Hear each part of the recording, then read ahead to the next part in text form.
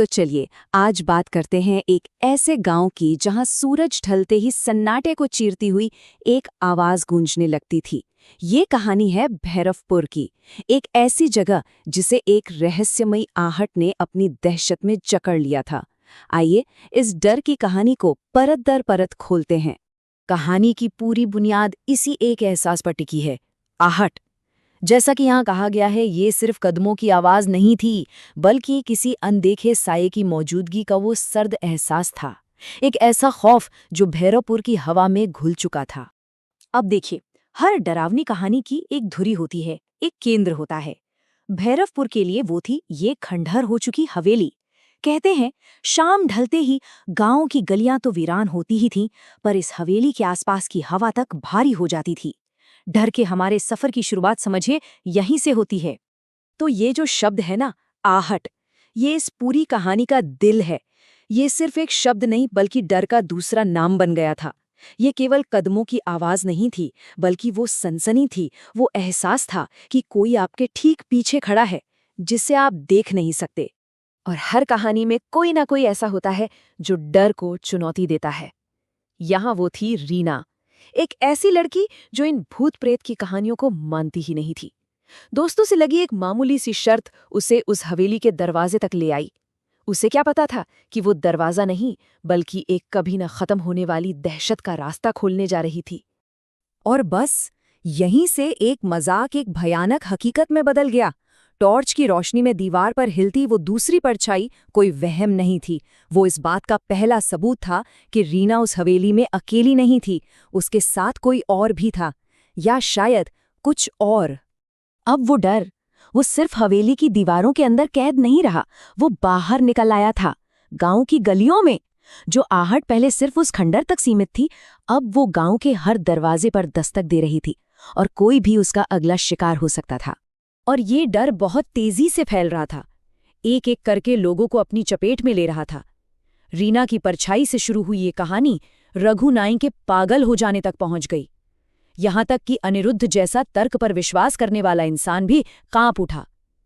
अब ये कोई वहम नहीं था, ये एक सीधा हमला था। और ये वो पल था जब सब कुछ बदल गया। अब तक वो आहट सिर्फ एक एहसास थी, एक खौफ थी। अब वो बातें करने लगी थी, सीधे सीधे धमकी दे रही थी। रघु का पागल हो जाना इस बात का सबूत था कि ये साया सिर्फ डराना नहीं चाहता था, ये तबाह करना चाहता था। अब जब डर इतना बढ़ गया तो बात पुलिस तक तो पहुंचनी ही थी, और एंट्री होती है डीसीपी अरविंद की, एक ऐसा अफसर जिसे इन भूत प्रेत की कहानियों पर रत्ती भर भी यकीन नहीं था। वो इसे अंधविश्वास मानकर सच का पता लगाने के लिए भैरवपुर आते हैं। मगर हवेली के अंदर जब अंधेरे में से एक आवाज सीधे आपसे बात करे, तो आपका सारा लॉजिक, सारा तर्क सब हिल जाता है। डीसीपी अरविंद को ये सीधी चुनौती मिली। वो अनदेखी शक्ति अब उनसे मुखातिब थी और उन्हें अपने सबसे गहरे राज की ओर बुला रही थी। तो अब कहानी अपने सबसे अहम मोड़ पर आ गई थी। फैसला हो चुका था, भागने की बजाय डर से लड़ने का। 4 लोग, रीना, अनिरुद्ध, अंकित और खुद डीसीपी अरविंद, अब उस डर की जड़ तक जाने के लिए तैयार थे। वो उस तहखाने में उतरने वाले थे जहां भैरवपुर का सबसे भयानक सच दफन था। सवाल बस एक ही था, क्या वो तहखाने में उतरकर सच को बाहर लाएंगे और गांव को आजाद कराएंगे, या फिर मौत को बुलावा देंगे? उनका हर अगला कदम जिंदगी और मौत के बीच का फासला तय करने वाला था।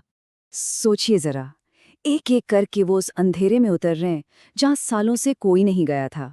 जंग लगे दरवाजे की वो चीखती हुई आवाज, अंदर से आती सड़ांध और वो गुप्त अंधेरा। हर कदम के साथ तनाव बढ़ता जा रहा था। वो सच के बहुत करीब थे और शायद मौत के भी। और तभी टॉर्च की रोशनी में उन्हें दीवार पर वो लिखा हुआ दिखता है, खून से एक सीधा साफ पैगाम जो उनके हर शक को यकीन में बदल देता है। ये कोई वहम नहीं था, ये एक श्राप था, एक ऐसा श्राप जो सुनने वाले को मौत तक ले जाता है। और उसी पल सालों से जो राज उस तहखाने में दफन था, वो उनके ठीक सामने आ खड़ा हुआ। एक धुंधला साया जो धीरे धीरे एक औरत की शक्ल ले रहा था।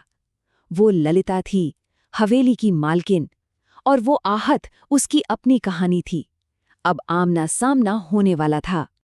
और फिर ललिता ने अपनी दर्दनाक कहानी सुनाई।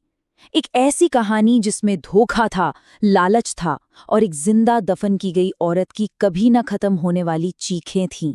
वो आहट दरअसल ललिता की आत्मा की पुकार थी, जो 100 सालों से इंसाफ का इंतजार कर रही थी। तो अब सच सबके सामने था। लेकिन अब क्या क्या ललिता की आत्मा को शांति मिलेगी? क्या भैरवपुर को इस श्राप से आजादी मिलेगी? गांव वालों ने मिलकर एक आखिरी कोशिश करने का फैसला किया। तो देखिए, एक तरफ उम्मीद थी, गांव वाले हवेली को आग के हवाले कर देते हैं, ये सोचकर कि शायद इसी से ललिता को मुक्ति मिलेगी। पर दूसरी तरफ हवा में ललिता की वो आखिरी चेतावनी गूंज रही थी। ये एक अजीब सी कश्मकश थी, उम्मीद और अनहोनी के डर के बीच। और हुआ भी वही।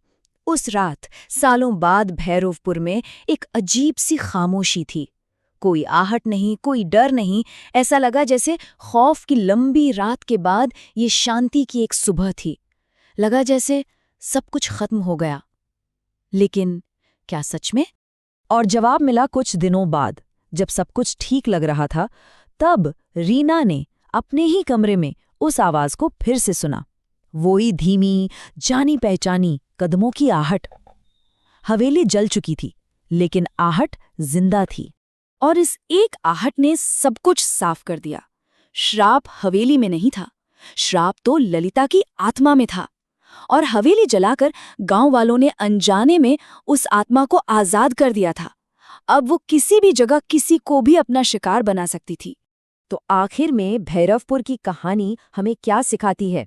शायद यही कि आप किसी इमारत को तो जला सकते हैं, पर उसके अंदर दफन दर्द और गुस्से को नहीं। भैरवपुर का रहस्य सुलझ गया, मगर डर अब पहले से भी ज्यादा बड़ा हो गया था, ज्यादा आजाद। और ये कहानी हमें इसी एक डरावने ख्याल के साथ छोड़ जाती है कि कुछ आहटें कभी खत्म नहीं होती, वो बस खामोशी से आपका पीछा करती हैं।